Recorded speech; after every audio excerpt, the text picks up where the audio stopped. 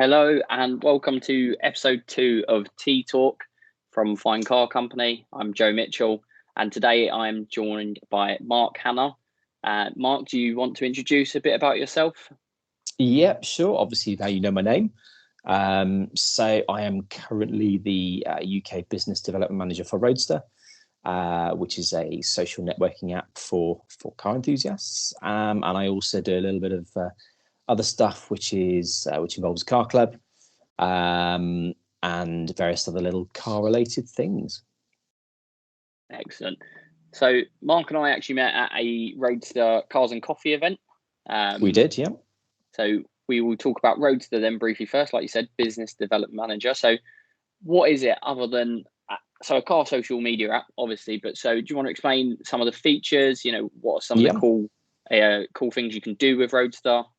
Yeah, sure. So Roadster was conceived as a way of being able to meet other like-minded people that like cars. The two founders were in the States together.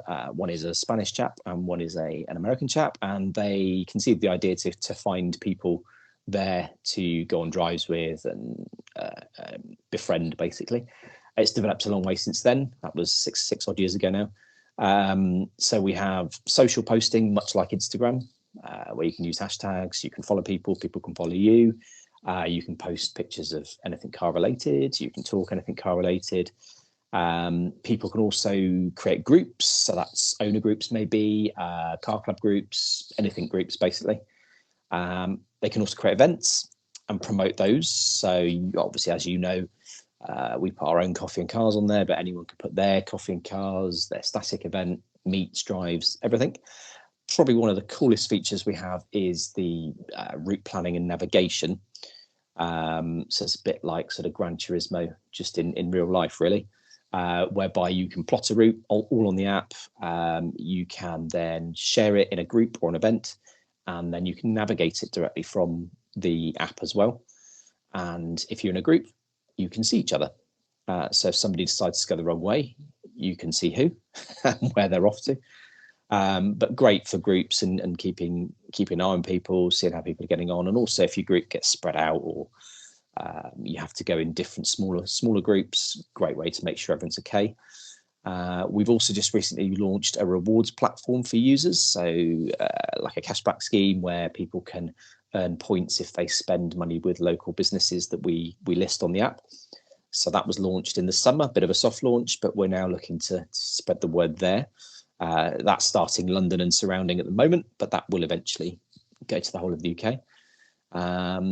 So that's sort of an overview really of where we are at the moment, and obviously still lots of development to do, lots of education to do, and get people using it. The app was sort of founded in Spain and the US, and the three main audiences we have are Spain, LA, other parts of the US and the UK. So we have about 300,000 users, just over at the moment worldwide, and about 70,000 in the UK. So we're growing, we're getting there. Yeah, and in terms of the cool features, like you mentioned, that the routes planning thing is definitely, I would say, that, and now the reward system. The reward system is very cool, but that route planning system is above and beyond. I would say the best feature of the app. Again, it's for road trips, etc. It's the ideal app. You can, like you said, keep track of where everyone is. You can, you can even look up other people's routes as well. So people can put obviously their favorite roads to drive, etc. Which is really great. Especially if you're, just past your test, etc. You're looking to get out. I remember when you're really young, you first pass your test, you and your mates all pile into a car and you just go out driving. You don't know where. Freedom. But yeah, exactly. It's like, you just drive around. So having an app like that where it literally says, this is a really great road to drive, really cool views.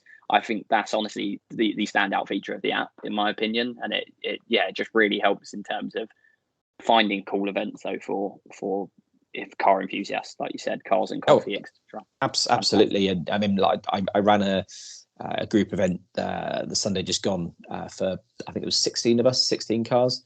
Many of them hadn't used Roadster before, so it was a great intro for them. But I was leading the way, and I could look and check where everyone was, make sure everyone was okay. And that was a 2.5 hour drive. The weather wasn't particularly desirable, unfortunately, but we can't change that through the app, so yet. Is that the next update? Maybe, yeah, one of the next updates. So yeah, it is really cool actually, because it's whenever you talk about it and then people see it, and when people see it and use it, that's when they're like, wow, I like this. So yeah, the more people we get doing that, the better. And it's all free. So there's no charge for any of that. It's a free app to download. There's no subscription to it. There's no costs involved with using that, it just makes it more accessible to everyone. And of course, people can load their cars on there as well.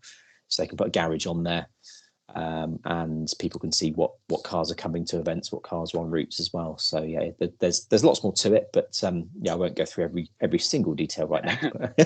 Yeah. Well, yeah, I mean, what I've found, so I've attended one event and I've been on the app for about three months now. Yep. What I will say is everyone on there, both on the app and actually in person at the meet, incredibly friendly. There's no doesn't seem to be any car snobbery.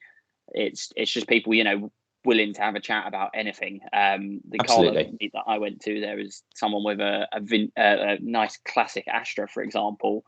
I remember it well. Yep. Yeah, and convertible. Exactly. Whereas then you've got, there was a McLaren at that event. It's just, it runs the gamut. But everyone, as many people stop and talk to someone with a Vauxhall Astra, a nice convertible classic, as they do the McLaren. It's just a lot of petrol heads who are just interested in seeing all types of cars. So it is absolutely, really, and I think I think nowadays that's really important.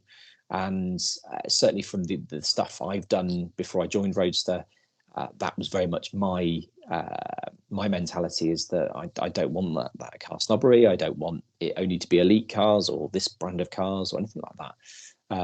So it was nice that Roadster thinks exactly the same. And actually, the audience that we've got across all the continents, wherever we are, is very much the same, which is great. And I think that's what makes it so unique. So what was it that attracted you to the business of Roadster? Obviously, it's like you said, so 6 years, did you say it's been running? Yeah, it's about 6 years. Yep. So what was it that attracted you to the company? It was actually initially the route planning and navigation.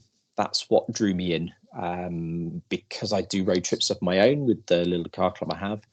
I did an annual Welsh road trip. It was either last year or year before. I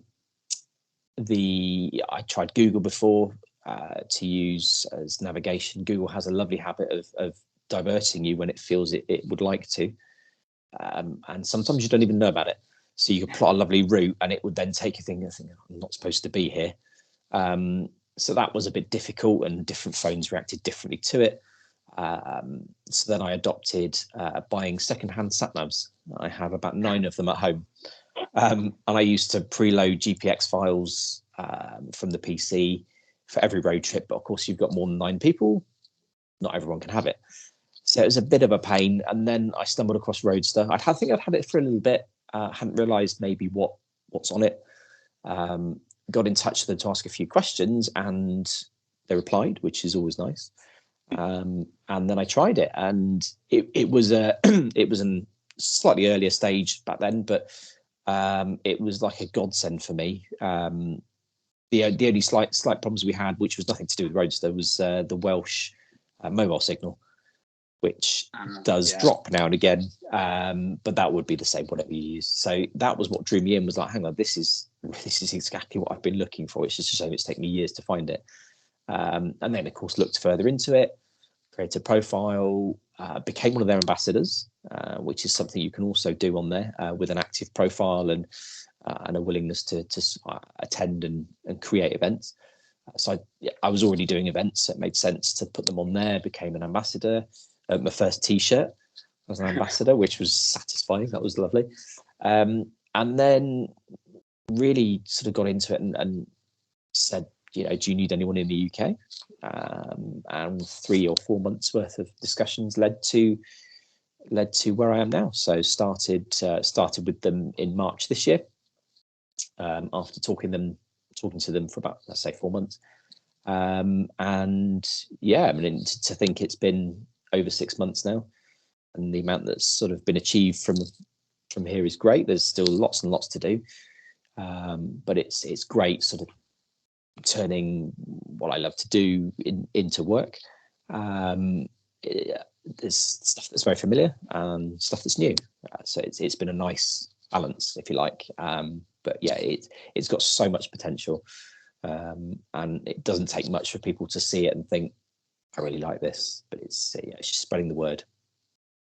Yeah, I agree. It's as soon as I sort of found out about it, I actually can't remember how I found out about it. I think it was from the advertising for Cars and Coffee at Podium that I went to. I think that's how I actually found out about it as a platform.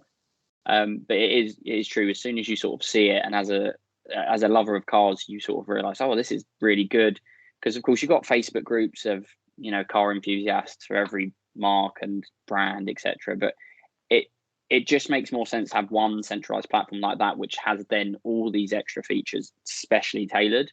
Yes, as opposed exactly. to just Facebook, where they general features, etc. But you don't have that that absolute niche of wanting features specifically for car owners. So that's why I think it's such an incredible app. And yeah, like you said, people who hear about it, when they have a look, they do tend to get on there, maybe not post as much as they like, but I have no doubt that people will really start to pick up the reward scheme and planning.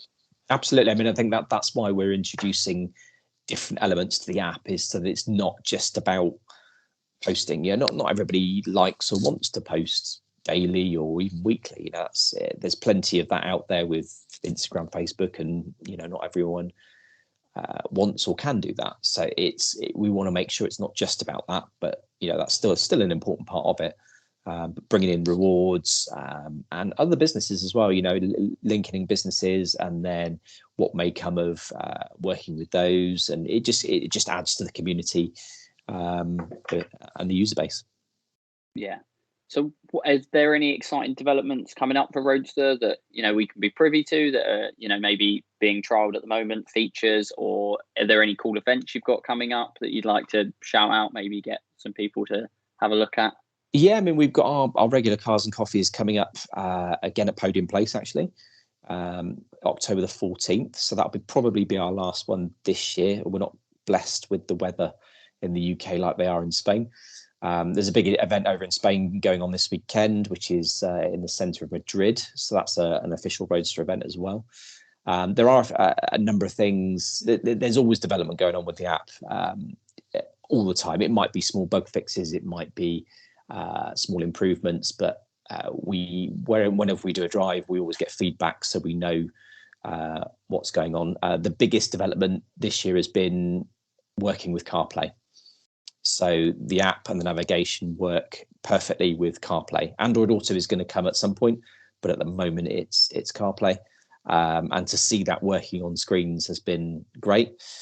Sod's law that I go and buy a car that doesn't have CarPlay, but have tried it in multiple cars that do, and quite satisfying to see, I have to admit. So again, you can see all the features of seeing people, it's all repeated on the screen. We've just introduced the option to download a route, so that is starting to overcome the issue is if signal drops. Mobile signal issue, yeah. There you go. That was something that I picked up on when we did the route, and it's been worked on. Not an easy thing to do, but that's just been introduced, I think, in the latest update in the past couple of weeks. There's lots of little things like the ability to turn the screen horizontal and have the map go with you, which is quite new.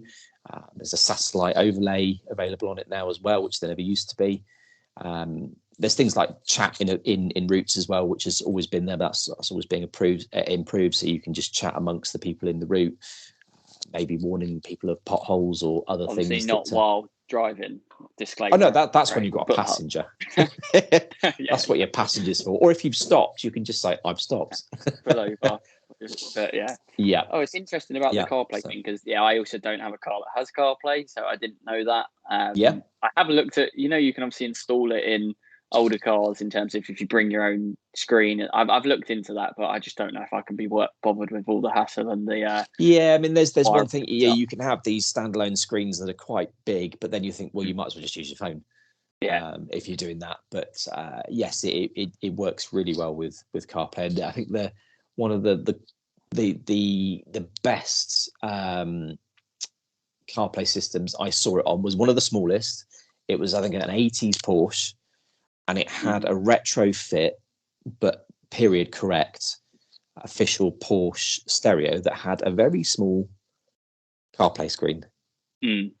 And that was a TGE meet that we did with him in the central London back in the summer. And I saw it and thought, I've got to see Roadster on that. And there's pictures out there somewhere of it on this tiny little screen in a classic Porsche. And I think that worked really well. I think it just goes to show you can have all the modern stuff in something nice as well. So, the app isn't geared just towards modern stuff. It's everything. But the CarPlay thing is really useful. I mean, yeah, so Porsche, obviously being in the classic car, well, we sell classic cars and modern luxury supercars, etc. Being in that industry, that announcement when Porsche came out and said, like, we are going to allow you to retrofit, you can buy through us and retrofit your classic Porsches, just an incredible move. And to then be able to have CarPlay so you got a modern feature in your nice classic Porsche, just an incredible move. I think they're just ahead of the game there in that sense to be officially supporting it. Absolutely, definitely, and it looks so good as well. It was, it just looks as if it should be there. So that's Roadster. What's their vision going forwards? Is there a competitor in that industry in terms of the social media, or is it you're like number one? Yeah, there isn't really anything that compares with everything. We with the route planning and navigation side and the social side combined, you're kind of bringing in elements of Facebook, Instagram, WhatsApp, Waze, and all into one sort of thing, really. And there's not really there's other things that will do elements of it, but I think combining everything in the package the way it does, we're quite unique in that sense. Ironically, I think Porsche do an app which has got some of the features, but it doesn't have anything social linked to it. And the rewards thing again is, that's something that's quite unique as part of the package. So as far as we're aware, there's nothing really that is close as a whole, which is nice. Good. Yeah, exactly. Although competition's always sometimes healthy, right? It can help push things forward. But for now, you can proudly claim number one car social media app in the world, I suppose. I would say, yeah. We're always keeping our eyes out just to make sure everything else pops up. So other than Roadster, so I can see on your hoodie, you're wearing a hoodie there. So you also have Driven Life. And so that is your car club, isn't it? Do you want to tell us about that? So car club is called Network Wheels. So that existed first. That was I'm not going to say a spin-off, that's the wrong word, but that kind of it came out of a business I had a few years ago, which was sports and supercar hire. So a number of clients of mine there, I sort of created a little social club and carried that on. Driven Life was, it was kind of, because it came about as part of the business again. It was going to be more of a lifestyle thing at the time, but I didn't do anything with it. I just had the name. I think I bought the domain, a couple of ideas, and didn't do anything with it. Then had to stop the business. The insurance basically was a complication with that business, which put an end to it pretty much. And I thought, what could I do with this? And I thought it'd be quite cool if it's a bit of a double meaning, whereby it can be exploring people's driven life. And that could be personal or business, what they drive, how they've got there, so on and so forth. So it kind of evolved from that. And then I sort of attached the club to it. It's got a different name, but it's all sort of part of the same thing. And what it's become really is Driven Life is my more public facing, do anything kind of thing. And the club is kept as membership. So there's I charge a small membership at the moment, which is 25 quid a year just to join up. I have 81 members, and we do drives, we do events, we attend shows, we meet for coffee and cars every month. So there's a lovely link there between that and Roadster, or what can be done on Roadster. And Driven Life, again, I've started to do a few events under that name, and obviously things like the clothing and just experimenting a little bit with what I can do. and see where it takes me.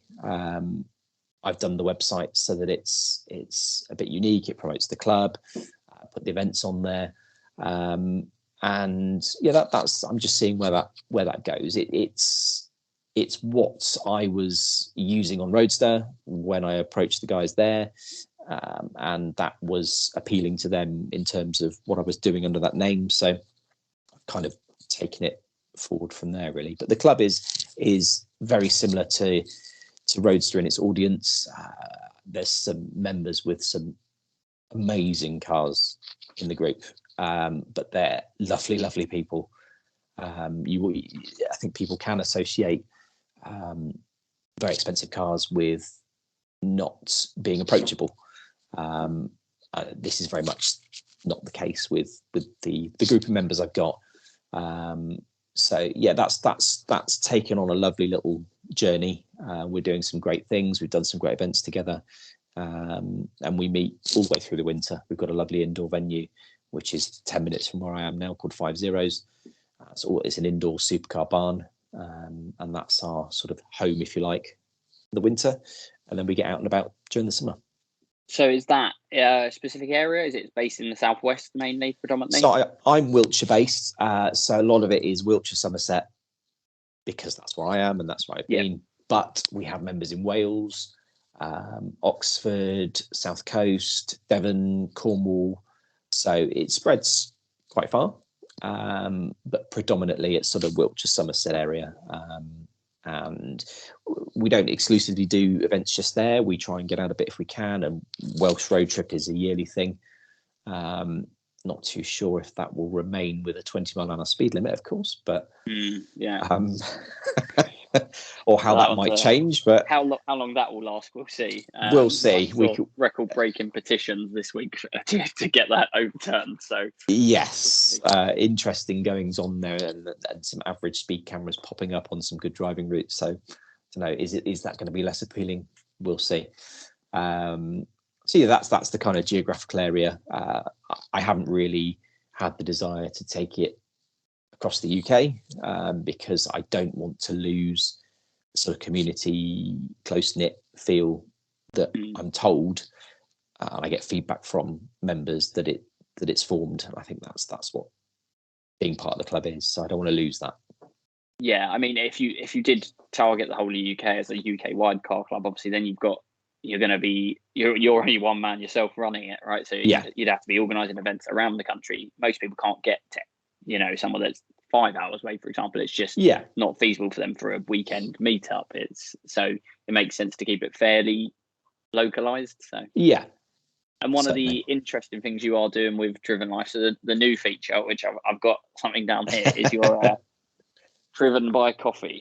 Indeed, and I will state that Joe did buy this. He was very good. Not an ad. Not an ad. It's really you bought it the proper way and supported, which is great. So yes, this is something that I've had in my mind for over 4 years. There we go. And you've got the Porsche Special Edition one there. I did, yeah. So it's very nicely boxed. So I bought this the day they came out. Actually, you did, yeah. Because again, the Porsche one was a limited edition one, so I wanted to make sure I got it. Yep. I think you said there's only 5 of them available. There's only 5, and you've got the first one. Yep. So so it comes with a couple of packs of coffee. So this is Sacred, the brand. So you said these are the official suppliers of Porsche, correct? They are. So you've got the official Carrera Cup on that red one in your hand there. So that's the Carrera Cup Special Edition coffee. The other one is a Le Mans based 75 coffees. There's only 75 bags of those that they ever made. That's the one there. So they're both special edition coffees as well. But they've been great. I mean, I've been in contact with Sacred for about 3 or 4 years, and they've been very supportive. So they are my sort of starting point with the coffee, which is great. But yeah, the idea there, it literally is to sort of put coffee and cars in a box. Yeah. It was actually called, before the branding you see there, it was actually called Coffee and Cars Boxed before. I just didn't think it had quite the ring it needed, so it didn't stay. So that's now almost become the tagline, if you like. To explain it. And it was earlier this year that the branding you see there kind of came to light, and it just felt correct. It felt actually right. This is complete now.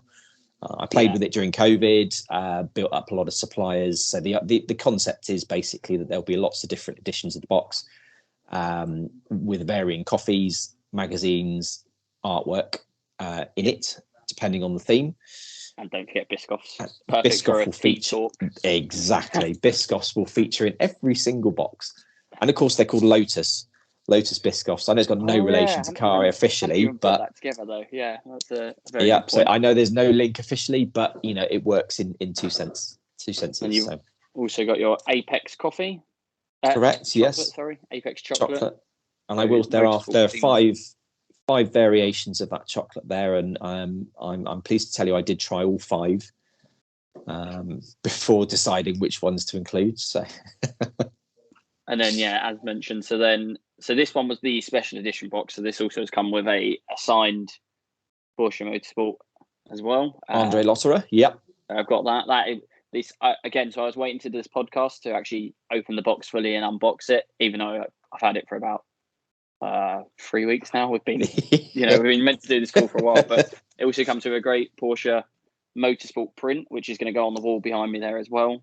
That's the one, and that's the very car on the coffee, on one of the coffees as well. Exactly, on the that's on the sacred one, I believe, for the Le Mans. Right? That's it. Yep, same car. That's the same photo there. But so it's an incredible little box actually, and then like you said, then we've also got the magazine as well. So because I think you mentioned to me this was something that you were toying with being a subscription box, right? So you get them whiskey monthly boxes, so it'd be like a Cars and Coffee monthly one with a monthly magazine. And the pit stop being the Mac. Yeah, so the initial idea and the way this came about was my daughter she's creative. She wanted a subscription box. Found her one, and then I got thinking, I quite fancy one myself. And this was back in 2019, and I looked at it, and there are things out there, but they're all predominantly merchandise and cleaning based. Neither of which float my boat much, if I'm perfectly honest. Nothing wrong with them. They're just not really very me. And I thought, okay, there really isn't anything that floats my boat. That's frustrating because, the car scene is huge, but they're all quite samey. So that's why I thought maybe I could create my own. And that's where it started. The subscription model, I just felt, certainly to start with, it could be a bit tricky to keep momentum. So again, that was a bit of a sticking point, and I parked it for a while over COVID.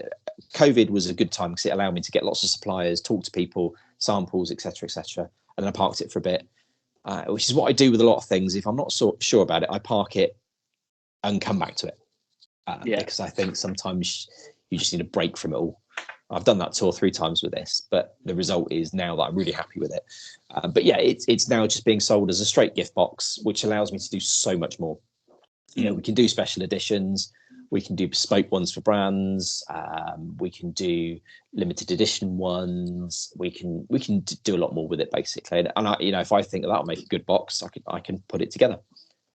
So everything in the box that you see there has been, for want of a better word, curated to work. It's not just a random selection of things. It's deliberately been put together that way. So it definitely has that feel. I'm very impressed with mine. I'm very happy with it. The quality of it is honestly fantastic. And then I did obviously mention to you, so I'm not a massive coffee fan myself. So I think when you initially announced it, I said, what about, and again, this is Tea Talk podcast. Yeah. We're a tea family here. Me and my father Brendan, who own the business. So I did obviously put that idea to you as well, a box of tea. Which is being worked on.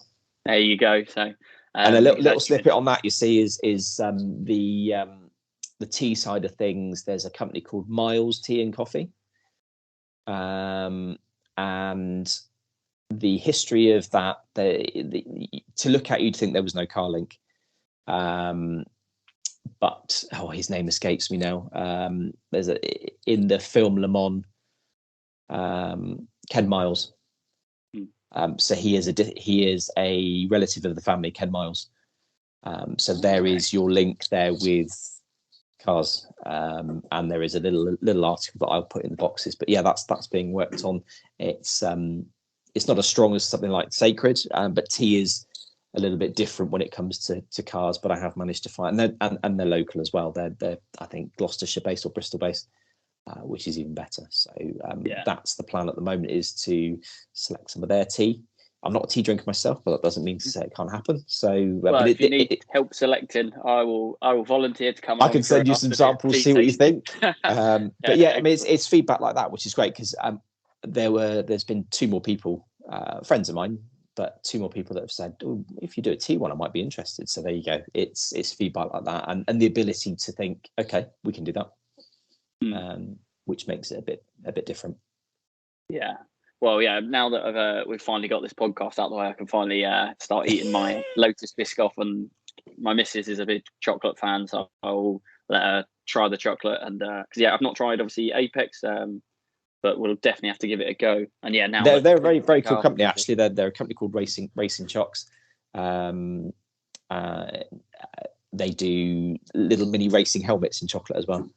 Oh wow, so brilliant! They do a few things. Racing helmets. Yeah, if you look at their stuff, they've done some stuff for Formula One teams, again UK based, which is great. So yeah, it's that's why it's taken a while to put together, because it's making sure everything fits. It's not just we'll pick some chocolate, we'll pick some biscuits, that coffee will do. It's got to fit. It's got to fit. So. Yeah, like I said, it definitely has that feel. You can feel that there's been a lot of thought put into it. It's not just thrown a random Kenko pack of beans in there, and yeah, exactly. You've actually gone out and you've sourced great coffee that's motorsport themed, and it's an excellent box. I'm very happy with mine. As mentioned, that's good to hear. Mark didn't send it to me as a freebie. I paid for it. I was very intrigued by it straight away, because I just thought it was a brilliant idea, because cars and coffee is so integral to the sort of petrol head community, and absolutely, it's made sense. Yeah, no, most definitely. So that's good to hear. I'm glad. Well, I'll leave in the description. We'll leave a link for anyone who wants to go and have a look. And very kind. So you did briefly allude to, when you started mentioning the Driven Life as well, then, to your previous business as well. Yes. So when we first discussed, the first ever chat we ever had, actually, we ended up discussing your first business, which was so I sort of saw it as Airbnb for supercars, was how it sort of came across to me. Do you want to talk about that? Pretty much, yes. That's a good way of describing it. So it all started when I made a stupid promise to myself that I would somehow own a Porsche before I was 30. Genuinely how it started. And discussed with a friend a couple of ideas. One was fractional ownership, one was track days for retro cars, neither of which could go anywhere. And then I can't quite remember how the idea of hiring it came about, but I said to my wife, if I bought Porsche and hired it out to earn a bit back on it, I said, would that be suitable? Would that be acceptable? And the answer was, well, yeah, if it's not just sat on the drive doing nothing. So couldn't move quick enough with the nod. But basically bought a Porsche Boxster, figured out how to do it, got the right insurance, and hired it out for weddings. At the time, I had a little kitchen showroom, which is basically what I've done for most of my life up until now, is design kitchens. So I ran it alongside that for a bit, and then realised that there was a way of taking on people's cars, taking a commission and paying the owner the rest of the hire. So very much like an Airbnb, they list it for you, they get people in there, they take their cut, the rest goes to you. It's exactly the same concept. If anybody's aware of a company called Turo, Turo, that's the very big, very current version, basically, of what I used to do. I used to do it on a much smaller scale. So, and that grew from there, taking on private owners and their cars. And I think at its peak, maybe 18, 20 sports supercars, ranging from my Boxster, which was a 987 Boxster, which was the entry level. So it was the only car, it became the entry level. And then right up to a McLaren MP4 12C, a 991 GT3, Lambo Gallardo. That's the sort of, at its peak, that was some of the best stuff we had. I then developed it onto some new car leasing, short-term leasing, which was another string to the bow. They work quite well hand in hand, where maybe someone would take a car for 6 months for their business, but they'd see the supercars and come back and hire one of those for a weekend. Vice versa, they'd hire a car for a weekend and think, well, my car's up for renewal, I can do that for 6 months on a Merc E-Class, great. So that was the next level, and then we took on a few camper vans, so VW camper vans, brand new ones, 2 of those, which were booked out for most of the summer. So the 3 things work quite nicely together. Unfortunately, the insurance changed because it's quite niche insurance. There weren't very many people insuring. I think 3 main insurers through the broker, and almost overnight, 2 of them pretty much pulled out, and the one that's left almost charge what they want. And most of the insurances went up by 4 or 5 times what they were, and that led to most of the cars being unhirable, unfortunately. So as much as I really didn't want to, we had to stop. So that was 5.5 years ago, so it'd be 6 years in March. That was pretty devastating, I have to admit. That was not what I thought, and you kind of built it up over 7-8 years, and all of a sudden it was gone. Yeah, because insurance companies, like you said, just decide to pull the plug, in essence. Yeah, and I think the only thing I was guilty of maybe was trying for too long to find a way around it or save it, but because it was so niche, there really wasn't anything to be done. There were a few large-scale companies that within a year of that happening disappeared as well, which I never thought would happen. These are well-established London-based companies with many years behind them and much more valuable fleets than I had, and it just goes to show what it did to the industry. And I genuinely don't think the industry is anywhere near the same today that it used to be. All it takes is a few high-profile claims in certain areas to make insurers very nervous, and that's exactly what happened. Apparently, that's a few high-profile claims that weren't straightforward. Industry got nervous, insurers backed out. End of play. A tale as old as time. Well, in essence, from insurance companies. I mean, look at, you can't insure a Range Rover nowadays in London. In London, yeah. The Carrera GTs on a weird sort of recall, even though Porsche offered to do checks on every single one, yet no one's allowed to get any insurance on any of them at the moment. It is, like you say, it's a tale as old as the time, in that sense, that the insurance companies just don't want to touch it. And then, as you said, if there's only one company that are still offering it, they can charge what they like, because you don't have a choice. If you want to carry on, you have to pay it, or you fold it. Which exactly that. And there was an option to self-insure, but I think you needed a couple of £1 million as a bond to do that. And of course, there's not very many people that are going to have that. So, and of course, we didn't own it, apart from the Porsche. We didn't own the cars, so that puts a different spin on it as well. So, but I remember the days well when we had to finish, and I was as low as can be. Basically, I thought, I've had enough of this car stuff. I love cars. I've loved cars since I was little, but I thought enough's enough now. So I jumped into a job that a friend offered me, which was nothing to do with anything I knew, and thought, okay, I tried. But little did I know that 5 years on, I would be where I am now. And I think you probably hear many people say that. You think, at the time, I couldn't even think week on week. It was more like, okay, what's tomorrow going to bring? At the time, I couldn't think a week ahead, let alone a month or a year. I look back now and think, do you know what? That was good experience in that sense. I never would have thought I'd say that. I really wouldn't. And there's a number of things I learned that I don't do now. And even with the little things I am doing, there's certain things that stick in your mind and you think, no, not going there again. So you do things differently. So, in a weird kind of way, it was a good experience. It just did not feel like it at the time. Yeah, I can completely imagine. But like you said, as long as you've learned from it, At least you come out the other side stronger. And yeah, things have hobbies and passions. Even when you feel burnt out with them and done with them, they have a funny way of, you get a bit of distance and time from it, and they just reel you back in slowly. It's I am interested again. It turns your head, and it just comes back to the top. And I think the main thing for me, I was very going back to the club, Network Wheels, that I run. That was one thing that we tried to do as part of the business, and we didn't get to the point where we could make that work. But there was a club in place of previous clients, and I thought I will keep this just in my spare time.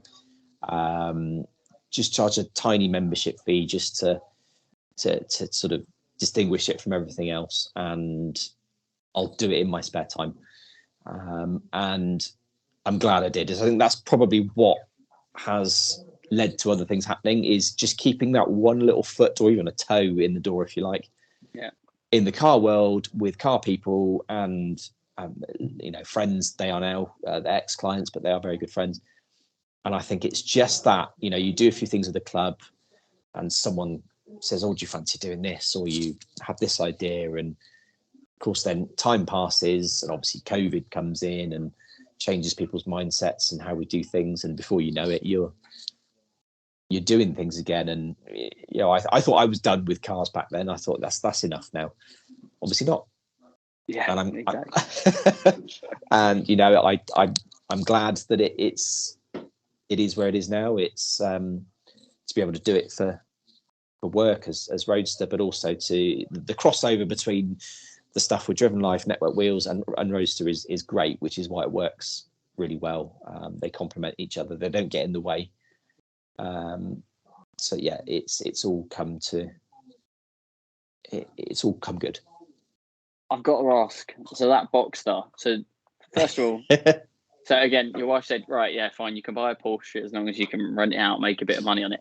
So you then said, obviously, turned it straight away into a business idea. Yes. Did you go to the bank and ask for a bank loan, and what did they say?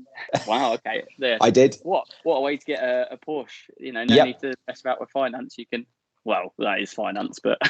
Well, yeah, no. I mean, I remember it well. Bank managers. This is when bank managers existed. I mean, it wasn't that long ago. It was 2011, but. Mary, and because I've been self-employed previous to that, I had a relationship with the bank, which was good. But the thought of finance is like, oh god. But yeah, but I think it was a little bit easier to get finance for stuff like that than maybe it is nowadays. But yeah, I got the finance for the car plus a little bit more just to run from. Yeah. And yeah, that was it basically. Like I kept that. I missed that car. I kept that car for probably a good 5 years, I think, and it had 120,000 miles on it. That was going to be my next question. How many miles did that get run up on it then? If it was, the entry level car out for hire, and Boxsters are absolutely beautiful. They're great. I mean, this was Guards Red, and it had the 997 911 turbo wheels on it. That's how I bought it. Bought it from a guy in Wales, and it was such a great car, and it got so many comments. And I think had it just been a standard silver one, nothing wrong with it, but maybe probably wouldn't have done quite as well as it did. And that kind of set the tone for what happened with other cars. Really, is just looking for those distinguishing features. But I do miss that car still. Yeah. Well, like you're saying, if you're gonna, it's a head turner, right? Where it's in red, and so if you're hiring a supercar for a weekend, etc., you want something that turns heads. You don't just want the silver Porsche. You want exactly the bright red one that people go, oh my god, look at that. Yeah, so, and that worked, especially for a wedding or anything like that. I think the very first hire, I mean, I didn't have a clue what I was doing. We just kind of made it up as we went along, and we had everything in place, but it was like, okay, how do we do this? But I remember the very first hire was a wedding, and the feedback afterward was great. And of course, you don't want to mess somebody's big day up. God forbid. Yeah, and we delivered cars pretty much all over the country. We actually did some of the cars featured in Spectre, the Bond film. Oh, okay. At Blenheim Palace, there's a very good scene in Spectre where they are in this sort of it's based in Italy, but actually it was Blenheim Palace. All the cars had fake Italian plates on them, and they needed a car park of about 80 cars. So I think the entire self-drive industry was there. And they were either blue, silver, or grey black, blue, or grey cars that they wanted. So I think we had 4 or 6 cars we took up. And they did 0 mileage because all they were wanted for is the car park scene. And there is a scene when I think there's a very dark and gloomy meeting in what you think is like an Italian palace or something like that. And then there's a few sort of hero cars, if you like, which are I can't remember what they were, which is what you actually see, but just in the distance you can see it's full of lovely cars. So that was quite cool. We did Made in Chelsea as well, some film hire for that. So it opened up some really cool doors with all sorts of cars. So that was great. That was great. And ironically now, the bits that I do are the bits that I always love from that business, which are road trips, events, and being creative with that side of things. So ironically, I always said to myself, if I could cherry pick those bits, that's what they'd be. So that's what I did. Yeah, worked out well. I've got to say, Spectre. I think Spectre's the one. I think I've only seen it once, but I'm pretty sure isn't that the one where they wrote off the 1 of 10 Aston Martin concept car? I can't remember which one it is, but they write it off in a high-speed chase. And I remember watching. Well, I think they wrote 2 of them off actually because they filmed that scene twice. And I remember watching it in the cinema and just being like, that beautiful car has just been wrecked. Well, I think it was the one. I think that it was the DB10 in the film. Okay. But this was what basically formed the DB11. It was before the DB11 was out. It's like the prototype for the 11 then, I think. Yeah, because I remember when we were doing the scenes, we got to wander around, waiting for the cars to go in the scenes. And we came across what is now a DB11, but then it didn't exist. But it had a seat on the roof. So it's one of the stunt cars. Because obviously those stunt cars are driven with someone on the roof, and then actor just pretends to drive, and they were guarding it. And I was sneakily trying to take a photo. I got caught and asked to remove it. And I think there was also a Jaguar concept car, an orange one, in that film as well, which ends up in a lake. Maybe that's the one maybe it was the Jaguar that I was thinking of that gets. Oh, maybe it's that then. Yeah, they go in like a lake, and they go down the side of that. Yeah, that's the villain's car. So that was. I remember that being wheeled off a trailer, and again, we were blocked from any kind of photos. They were watching us like hawks. But that was the first time, I think the only time we've ever seen that. So again, that was all that's all where that business led me. And I think it's just goes to show, I think if you're creative and keep your eyes about you and keep your wits about you, and it's amazing where you can take yourself. And I think the same now. It's like, 5 years ago, I thought enough, done, back to employment, normal life. 5 years later, here I am doing car club with 80 members, driven life, some ideas, driven by coffee, roadster. So it's just the next stage, I suppose. Well, I can see why you're not, like you said, it stung at the time, but I can see why now, looking back on it with experiences like that, why you are glad you did it, went through the experience, and obviously it gives you for these now the other companies you're running as well alongside the car club and driven life and driven by coffee. It just helps with that experience. You'll have no doubt learned lessons from it. Yeah, absolutely. So we'll move on to the last few questions because I'm conscious of time for you, Mark. Yeah, sorry, I waffle. No, it's very good. Hopefully it's interesting for everyone listening at home. So we sort of alluded to it in that sort of last little segue that we had. But what was it that made you fall in love with driving? Sort of when did you fall in love with driving? Was it as a kid? Maybe with your dad? Is it when you, like you said, freedom at 17 years old and you get your license and can what was the experience? Yeah, I mean, I think it was I learned to drive as soon as I could, as soon as I was able to. I passed within 6 months, not the first time, sadly. I've always loved cars. So since I was I think I remember someone saying to me that before I could say proper words, I was saying wheel or car, or that kind of thing. Brum, brum, that sort of thing. Yeah, that sort of. So it was it was from a very, very early age. I think just as soon as I learned to drive, my first car was a Vauxhall Nova, a red one, and I think I just loved the freedom of driving. And of course, then I suppose it really took off probably more so when I started the hire business.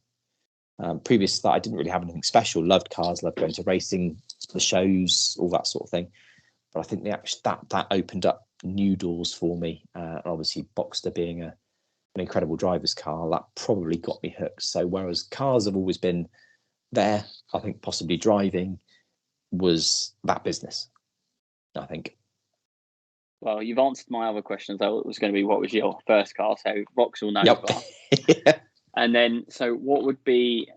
I've got two more questions. So, what would be your dream car if you could own anything? So, literally anything you want, whether it be a supercar. I personally would love to own, and it should be obtainable for me, I hope at some point, is a BMW Isetta. I think they're absolutely incredible. They're they're very cute little. I mean, they're not very practical, but I just think they're amazing cars. I'd love to have one in the garage, just to wheel out every now and then. But yeah, and then at the same time, an Aston Martin. I'd love an Aston Martin. Yeah. B9, for example. I absolutely love them. I think again, growing up with James Bond, Pierce Brosnan as James Bond, and the Astons in that era, just incredible cars. So, what would be your dream car? Money, no object, whatever you want. No judgment here. No, it's hard to put your finger on one, but I think a couple of examples. I mean, I love American cars, so a Corvette for me, C5, C6, C7, that kind of thing. Not too sure on the C8, but to think you can pick up a C5, a good C5 for 15 grand is crazy. But for what you get, again, we had one on the hire fleet, so that's why I got hooked on those. 100% another Porsche. I've loved Porsches for many, many years. A GT3 would be lovely, I think. But I also like things. I love a hot hatch as well. Okay. So a particular favourite of mine is an R26 Megane. So not the R26R, which is the really hardcore one, but the R26. I've just got a real soft spot for those. But I mean, I could list 15 cars that I could quite happily. I wouldn't spend, if somebody said to me, "There's £500,000, go and buy your dream car," I'd be buying 20 cars for that. Yeah, there's no one car I could spend that much money on. I've been lucky enough to drive many nice cars and be surrounded by people that own many nice cars and can appreciate them all. But when it comes to owning it, I think actually even if somebody gave me 100 grand and said, go and buy your dream car, I'd still have 3 cars out of that quite easily and some change. So, yeah. That's good to hear. I mean, I've never driven a hypercar myself, but I love them. I love McLarens, for example, but I just don't also get the appeal of owning one in the UK. Where can you drive it? I remember seeing one driving around in where I grew up in London. And I thought, amazing, but there's a horrible speed bump right on that road. What are you going to do when you come to that? And they're great, but yeah, that's the impracticality of it that I think I'm the same as you. I don't know if I'd ever splurge and get like a hypercar, like a McLaren or something like that. You can get plenty of actual daily sort of drivers, something that you can actually enjoy driving each day, as opposed to being like, can I drive down this road? Oh, am I going to scrape absolutely. The bottom of it? Yeah, and I think I've done many a road trip in the past, and the Welsh road trip is one that I did with my group. And for the last, I own 3 Italian cars. I've got an Alfa Giulia, a Fiat Coupe 20 valve turbo, which is the go nowhere car, and a 595 a Bath. And the last 2 Welsh road trips, haven't done one this year, but last year and the year before, I led it with the Bath. And we, with the group, we had Ferraris, a Lambo, AMGs, BMWs, right mix. And I got a couple of comments thinking at the end of it saying, how did you manage that in that car? Obviously, they caught me on a straight, but around the bends, I was told that I was on 3 wheels. That's not because I'm a lunatic. It's because the car is stiffly sprung. Mm. But that just goes to show you don't need, 500 horsepower that thing's got 180, I think. But it's brilliant fun, and that's me, the fun. I'd rather have a car I can have the fun with rather than having to go the quickest 0 to 60. Exactly, and having to, again, there's also maybe because I'm not absolutely loaded, there's also that fear with a car that's that expensive. If anything happens to it, it's absolutely ruined. Mega bills, like you said, yeah. Whereas an Abarth, it's probably not the end of the world if something happens to it, and you're not going to get yourself in probably a life-threatening crash in an Abarth either. So, and they have got such a cult following. They're fantastic cars. I've never driven one, but from what I've heard, everyone who's had one absolutely loves them. There's a massive, actually, following of them locally to where I live. The Abarth West Berkshire following. So, yeah, they're very. They are great little cars. I mean, the Italian cars for me stand out as the most stunning to look at, which is why I got 3 of them. But that appeals to my design side, I think, really. But yeah. Excellent. Well, I think we'll leave it there for today, Mark. Then we've had a nice chat, and thank you for coming along. And thank you for inviting me. That's all right. And we'll leave some links into the description for the Driven by Coffee, Driven Life website, etc. And so the Driven Life website obviously has the Driven by Coffee section on it and the Network Wheels Club. So if anyone's Southwest based or in and around that area, like you said, even Wales, they can have a look, and a nice cheap car club as well. No car snobbery. And the Driven by Coffee box, I've got to say, I'm extremely happy with mine. Very cool, very lovely designed. Oh, nearly dropped it. Don't drop it. There you go. But thank you for coming along. Fantastic. No, it's been a pleasure. Back on a future episode, and perhaps, in fact, in the future, we can do an in-person one, like you said, Cars and Coffee next month in October at Podium in Newbury. So we'll see what we can do in terms of that. Fantastic. No, brilliant. Thank you very much, Joe. Excellent. Well, have a good evening. Thank you for your time. And you too. And if you're listening to this on YouTube, if you've enjoyed the conversation, we are going to be trying to do many more of these with multiple other guests. If you feel that you're an interesting guest yourself, feel free to send us a message and we will try and see what we can do. But if you liked it, leave a comment, let us know what your thoughts were, and subscribe. Thank you.